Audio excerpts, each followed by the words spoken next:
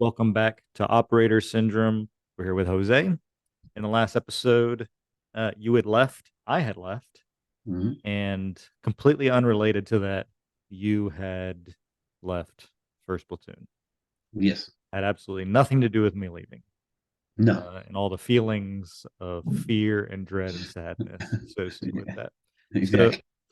so you end up in the headquarters company, Yes. and you, after a couple of weeks, if I remember, there's a little bit of shuffling around, but you Hmm. finally ended up in the sniper section. Yes, sir. Um, okay, is that? I don't remember you. I don't ever remember you really talking about being interested in doing sniper stuff, being in the sniper section Oh, when we were growing up. Um, was that ever in the back of your mind? Was it something you had ever thought of? no, no, not really, man. I like being a team leader. I Mm-hmm. wanted to be a squad leader Mm-hmm. on the line, and but it just didn't go that way. And it Mm-hmm. just so happened to push me towards the sniper section. I never thought about going to sniper section. I'm not, I wasn't. And this is gonna sound weird, but before the military, I wasn't a gun guy. Like, and like, sure, that's my job, and I'm Mm-hmm. very proficient with it at the time because we trained so much uh, with a pistol or an M4, or Mm-hmm. whatever the hell we had at the time. Um, but with any weapon you've given me, I've been able to, I train there. We get proficient in it, and we are able to use it at a moment's notice.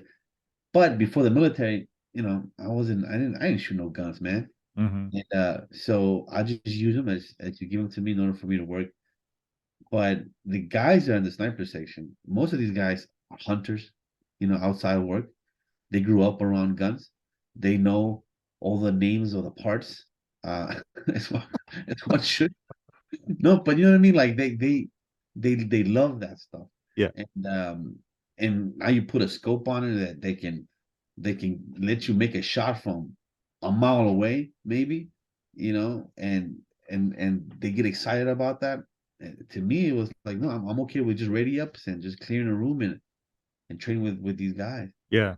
And once I got there, I was very I don't know if I thought, but I was very like, man, I don't want to be here. And I Mm. even asked, can I just get back? Sent back. I was like a little kid. I went through some stuff. I'll tell you that much. Sure. And, but I was like, nah, man, you're stuck here. And I was like, you know what? Fine, I'll make the best of it. And thankfully, there was guys there like my team leader at the time at the sniper section, very cool dude. You know, uh, he showed me, hey, listen, this is chill. You're a tab. It's laid back, and we're gonna, you're gonna get to become a really good shot. And they taught me a lot of stuff. I learned a lot of stuff. I asked so many questions, and before you knew it, I was doing shots that I was like, I would never been able to do this, and on the line, and and I started to like it, and that's why I ended up doing the rest of my time in battalion. Talk about talk about the culture difference between, okay, you just left B company, Uh huh. and now you're in headquarters company, you're in the sniper section. Yes, Um, sir. what was that culture difference like? A little bit of more freedom because, like I said, it's a bunch of tabs. For the yeah, well, they're all went through Ranger School. They have some sort of leadership experience. Um, and every day, that's one of the cool things about being in, I want to say, special operations or at least in Ranger Battalion. There's enough ammo to go shooting every day, as much as you want. You know what I mean? And this guy took advantage of it, man. Every day we go shoot. Um, a lot of ammunition. If you don't become a good shot or a great shot by the end of the training cycle, is because you didn't put in the effort. And and every time you went to the range, you'd see that I don't want to say freedom, but that sense of responsibility they give each individual. Hey man, just pick up your brass. You show up on time, and give us a call if you're running late or something. Hmm. There's no, we're not gonna smoke you or you're gonna get in trouble or something like that here. As long as you are responsible, I start acting like an adult, and I like that. That was, I think, the main difference. You don't have to worry about there's something that chewed down your neck, or because you forgot to do something. Man. They treat you like men, you act like men, and everything seemed to work out very well. So you would literally shoot almost every day? Almost every day if you wanted to. No kidding. Yeah, but see, What? you understand, we would do different training. You know what I mean? Hmm. It was for sure we would shoot all the way. We would get there early in the morning, like around 4:30 in the morning, because it was Where, just real time. quick, were you was this and we're at Fort Benning for people who Yes, don't know. Is it one of those ranges on what's that road called? Is it Dixie? Is that what it is? That Dixie Road. Yes. Dixie? Oh Was it one no, of those ranges there, or was it way out in the it was train? way out somewhere. We had this one. We had and you've been there before. They have some tanks at the very end, about, I want to say, like 1,300 meters out, Okay. and we would go shoot there a lot. We would get there early in the morning, like it's still dark, so we could do our night training and fall right into the day training, Mm. and then fall right back into the night training. You know Hmm. what I mean? And because we operated night, we used a lot of night vision devices on the weapons, and train like you fight. And but that was awesome training, man. I'll tell you that much. What I found, I think the most coolest part is, that I always like when somebody that knows what they're doing is telling me what to do. You know Hmm. what I mean? And I learned a lot, bro. I mean, I'm still not even, to the knees of where these guys are. The way they shoot, and the way they know their weapon system, and how to read wind, and elevation. But I got okay. You know what I mean? But every day you learn something, and these guys were every day were teaching me something. And this Everyone. is and this is OJT. This is on the job training, right? Yes. Um, Yes. so um, talk about that versus you would eventually go to do this, but the sniper school, Army sniper school. I know there's some other sniper schools. So to be a sniper operationally didn't Mm. require you to necessarily go to one of the more formal schoolhouses. Um, no, no, because of the way we utilize our snipers, Hmm. our sniper team. Because Hmm. in the way, in the sniper section, when you get attached to a platoon, and you're basically, I want maybe I'm wrong, but it's a forward observer type situation. Okay. So now you land with your whatever bird you come in, and it's your job most of the time as a sniper to, wherever you are in the package, you're moving forward towards the target area. Before you get there, you know what I mean? At the LCC, you then separate. Hmm. You go forward and you set up, you stage ahead of the platoon in order to overwatch their movement towards that target. And once they're at their target, and they're there, you let them, before that, you let them know, hey man, sniper team set, the platoon starts moving forward, and you overwatch their movement, man. And usually the sniper team, by the time we get to that position and that particular spot, I already know, when the team leader knows, and that sniper team, where we're gonna set up, how far that target building is from where I'm setting up. Hmm. So you have that distance. All you have to worry about is maybe windage, which in a lot of those places wasn't that bad. And then, so if you have to take a shot or whatever, you have it written down, because you saw that on the maps before you left, the file. Hmm. So that's basically what you do. And then as you're leaving, you cover their movement to the HOZ, and then you link up with them, and I mean, out of the compound or whatever, then you link up with them to move towards the HOZ. And at the HOZ, you still on the guard, man. You still just, well, you got that scope that has a lot of reach. So keep an eye out. What I mean, and you Hmm. know who you are, and you know your distances, to a road, to a wrist line, something. That's basically the job of the sniper. And if you have to take a shot in between, then you take a shot in between. Hmm. So, so the way that the regiment used snipers didn't necessitate that you all go through the more traditional formal sniper training that had the stocks with the ghillie suit and all of this, because you all weren't all ghillied out doing a normal rate of the time. I was not. So I can tell you, I mean, I tell my kids different stories to sound cool, but but I personally, I wasn't. I want to say there was guys that actually did have to do that, like maybe do a day mission or something like that. Mhm, They mhm, would take it with them, some mhm, kind of face camouflage or face paint or whatever. mhm, There was guys out there in the sniper section that were from at least from what I was told and from what I hear, they were doing some pretty cool stuff. You know what I mhm. mean? Me, I was more of a hope nothing happens type of guy, and then sure enough, nothing would happen. So, are you is a person in the sniper section gonna get away with never going to a formal sniper course? Or is that, kind of like Ranger school in the Ranger Regiment is like, okay, it's you're gonna have to go and do that. It is what it is. It's one of our, it's one of the wickets that you got to do. In the sniper section, is there much importance placed on going and graduating from a sniper course? There is, if you want to move up to be some sort of team leader or squad leader, Okay. in the sniper section, only because look, sniper school, at least from my perspective, it teaches you everything you need to know in order to be a a good marksman. You know what I Mhm. mean? Okay.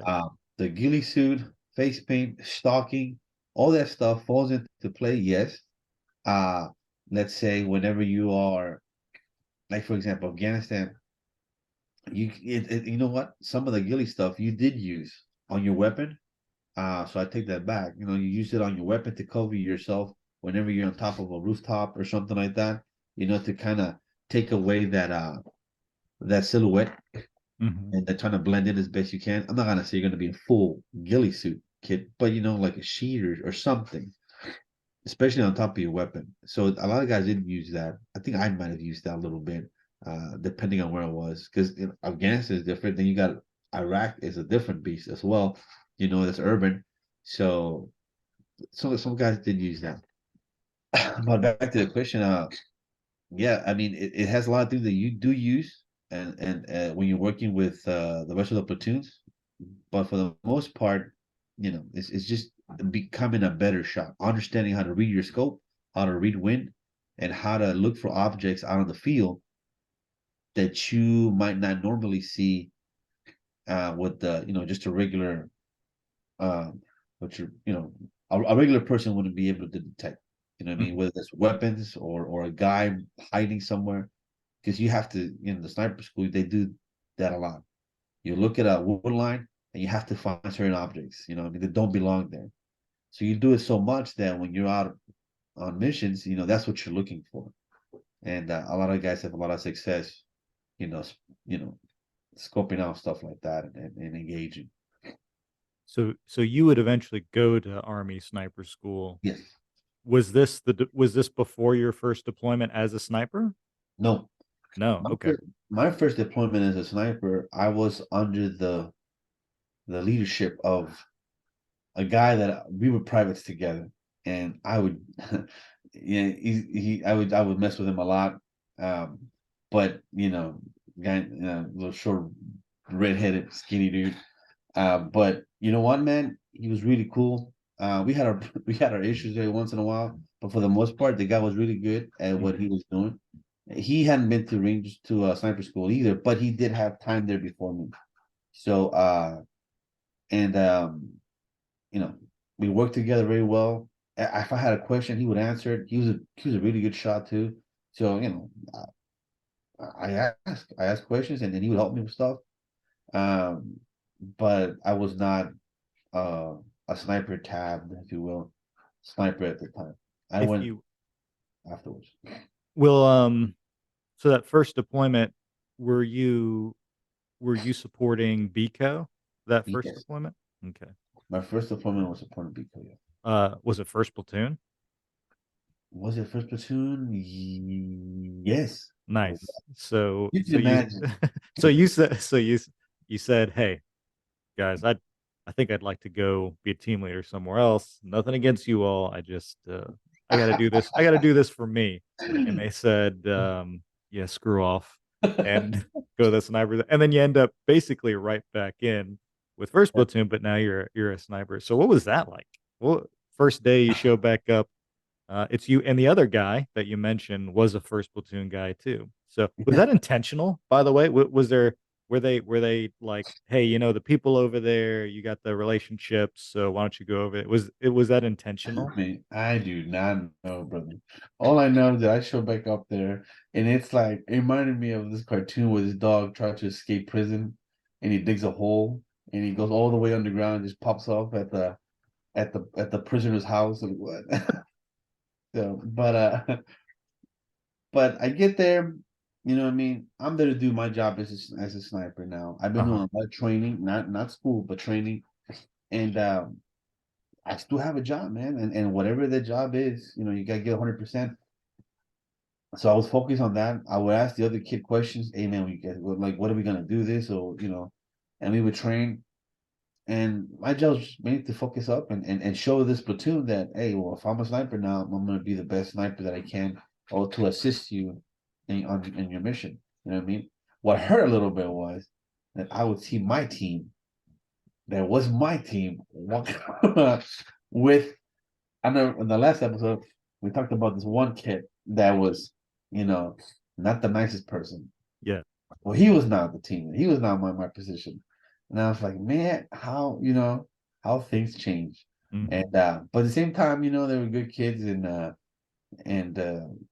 First Platoon has always had that special place in my heart, I guess. Will always, from the beginning to the end. And I was just glad I was in First Platoon working with them. I let that shit go by like the second month. I was like, well, I don't care. Now I'm a sniper. This is what I'm gonna do, and I liked it. I Do liked it. do you feel like do you feel like it can cut both ways? Do you feel like you show up?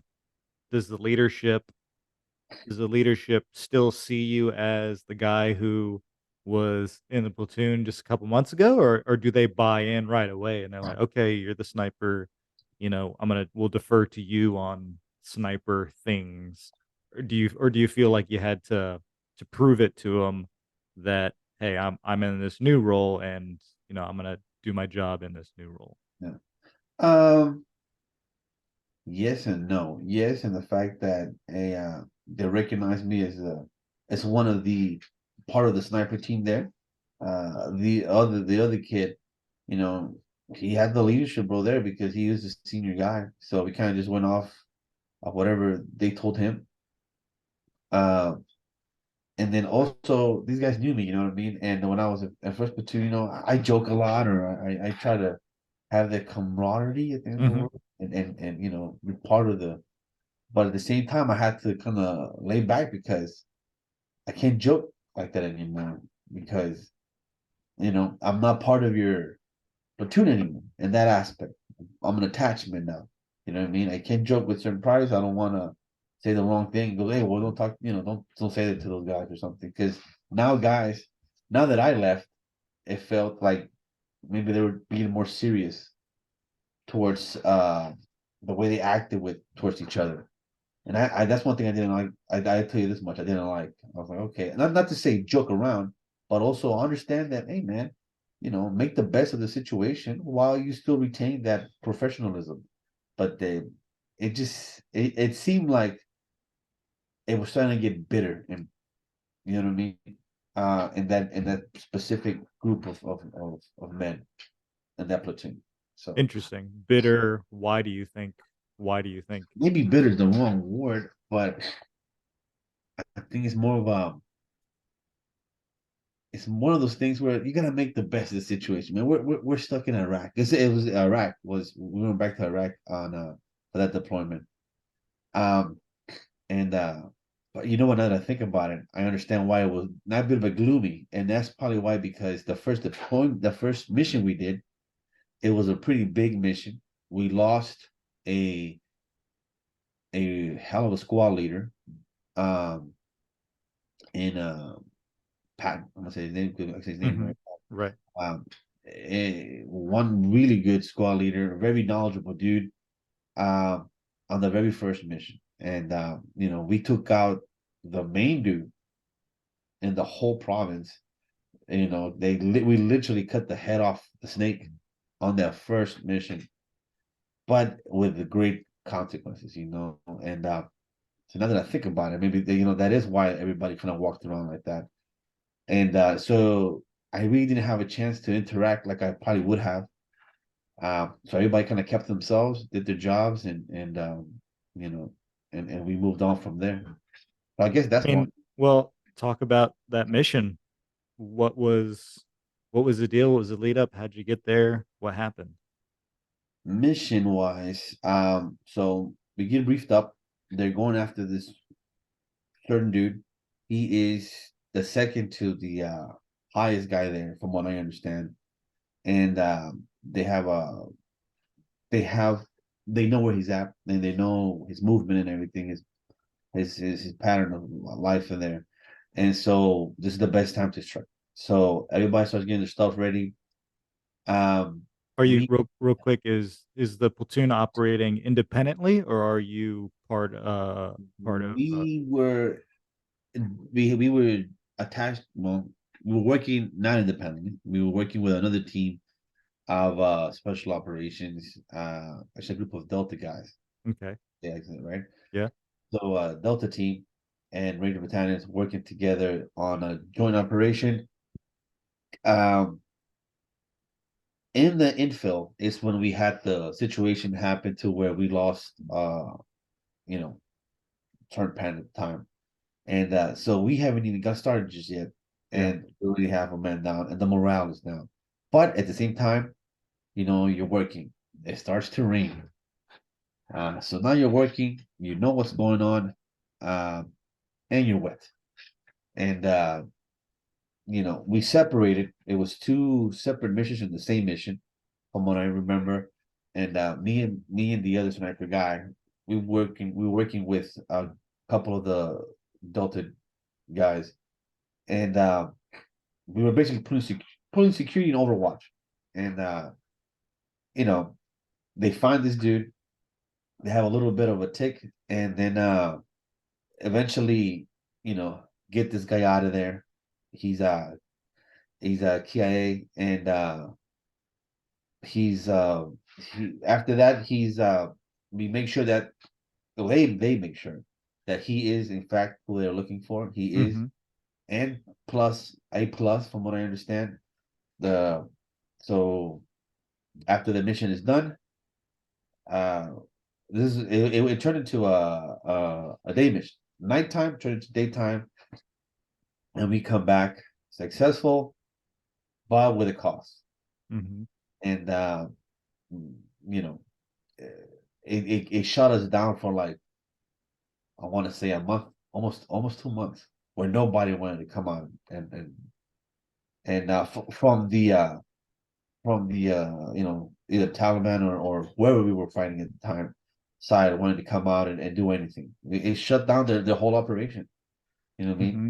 And just that one hit, which was really good. And eventually we ended up going back out there and doing some more work, collecting some more uh, SSC or information, and giving them a fight. But that was a big blow for them, and it was a joint operation between two really good groups. That shows you how how we can work together, and what we can do. And a big boost for first platoon, because it was their operation, Hmm. and they did amazing, man. And you know how that works. Everybody knows. Oh, they went on that mission. They did this. Every other platoon knows. They hear about it. Hmm. It elevates them, man. They did really good. But as a consequence of that, Yes, sir. we lose Patton, Yes, sir. and so they're dealing with that. And when you, as you describe the operation shutting down the enemy's operation for a while, Mhm. as they're probably scared, trying to figure out who's in charge, all that kind of stuff, reorganizing, Yes, refitting. You said it was about 2 months before you all went out again? I want to say, well, at least a month. Felt It like a felt long time. I very mean, a long month is time. a long time, A month is honestly. a long Yeah, time. right? That's a big chunk of the Yeah, so it's probably, rotation. yeah, definitely less than 2 months, but definitely a good month. So for so for so for the boys, you're riding on the high, but you're not getting back out there on the horse. You're thinking about Patton's gone. Yeah. Your mortality is in your face. Yes. It always seemed like whenever we'd go out, it always it almost seemed like intentional that whenever someone would pass, they'd make us go out right away, even if it was right. Yeah. I never knew. I guess I'll never know. But it always felt like no matter if something bad happened, they always made us go out the next night, even on the flimsiest mission, Yeah. dry hole, whatever. But you all didn't get that opportunity, and in fact, you sort of had to marinate or wallow in all those feelings Yeah. for a long time, Yes. relatively. Yes. And so you feel like that all contributed to the atmosphere. Yeah. Yeah. Which I think would make sense, now that I think about it. So, and everybody dealt with it their own way. You had the senior guys that knew him, like myself, and one of our medics, a friend of ours, was very close to him as well. I know it hit him hard, man. And we would sit there and talk about it. Um, but what can you do? You know what I mean? You just gotta move forward, and it's stuff that happens. And Mhm. but thankfully, they recouped. They got their gloominess either got moved to the side or pushed right, like they say, and just they moved forward, man. And then they had a great deployment after that. How often once the tempo picked back up, how often were you all going out? By the way, where were you in Iraq? Where was this? We were, I don't remember the exact same spot, but I remember the name of the camp, Camp Workforce, I want to say. Okay. And but I don't remember where that is. Maybe somebody has been there. Well, they'll know. Is it we'll Google it after this. Yeah. Was it a more urban area? Yes. Was it Very was? urban. Yeah, that was very urban area. Okay. Yeah. So we actually ended up doing a lot of them were bird missions. Mhm. We were land, but for the most part, we also did some striker missions. Uh, Okay. a lot of roof climbing between me and the other sniper guy. Mhm. And setting up. It was very fun, man. Very, and for me at least, as a brand new sniper, it was a lot of the stuff that we were thinking that you might do someday. I was doing it right there, and I learned a lot. And then, but very urban environment, yes. How often so when things got started back up, how often do you think you're going out a week? I want to say again about maybe 3 times a week, Okay. something like that. And were It, you it all started, it started off slow, like, hey man, we went out this one week, Mhm. and the next week maybe once or twice, and then it just kept that same tempo. And were you all was it always going out with the other unit, or did you guys do split We- ops? Did you After rotate? after that one mission, we kind of split up, but we had one particular guy from the Delta group that would join operations with us. I don't know how many times, to Mhm. be honest with you, but I know that, I mean, for the most part, almost every other mission that he was around. Mm. He was. Okay, that's interesting. Yeah. Um okay, so you do that deployment. Anything else about that first sniper deployment stick out to you? Um, I remember I know we talked about, or you mentioned something about volunteering last time we talked. That's a deployment where a different company got hit really hard. Some guys got hurt. They were down some men, and they were asking for volunteers, man. Anything from saw gunners to 2 or 3 gunners, just riflemen. And I remember I volunteered for it, but I was kind of told, no, no, no, we know they need you here, or just the platoon's gonna take care of it, like not the attachments, for whatever reason. But I remember like, man, we are, we got hit hard in the beginning, but now we're kind of smoothing out. And now this other platoon is hurting. So, it brings to mind, how much you go, okay, well, at least everything's cool here, but you don't know what's going on with another platoon. I mean, Right. it's still part of your crew, even though it's a different platoon. I Hmm. mean, like, it gets you thinking, like, man, I'm not even worried about those guys. Yep. But you should. Was that other platoon? You said that was a different company as well. Yeah, I believe so. It was a different either company or platoon. I And think were it was, they in Iraq or Afghanistan? I believe they were. I can't remember, brother. Yeah. But I can't remember off the top of my head whether they were, I'm assuming Iraq somewhere. And this might be something interesting for people who don't know. So usually, as far as I know, in a conventional army unit, you all deploy together, you're in the same place, and you got your command and control, you're all co-located. But while we were in the Ranger Regiment, a single company, its three platoons, could be across two different countries. There was plenty of times where, there'd be two platoons working in Afghanistan, one in Iraq, or two in Iraq, one in Afghanistan. A platoon could start in Iraq and get flexed to Afghanistan. Yes. So, and the company commander is co-located with one unit, but they fly back and forth, all that type of stuff. So it's a unique way that we worked. The platoons were really operating. Um, there was a lot of responsibility on the platoon's leadership to own the piece of work that they owned. Yes. Not like, I don't know that would be all that common with a conventional company. Um, I'm sure they had a lot of responsibility. They'd be spread out, but not quite to the extent that we were at the time. Yeah. So okay, so you wrap up that deployment. Um, you come home. What's next for you? Uh, well, back to training.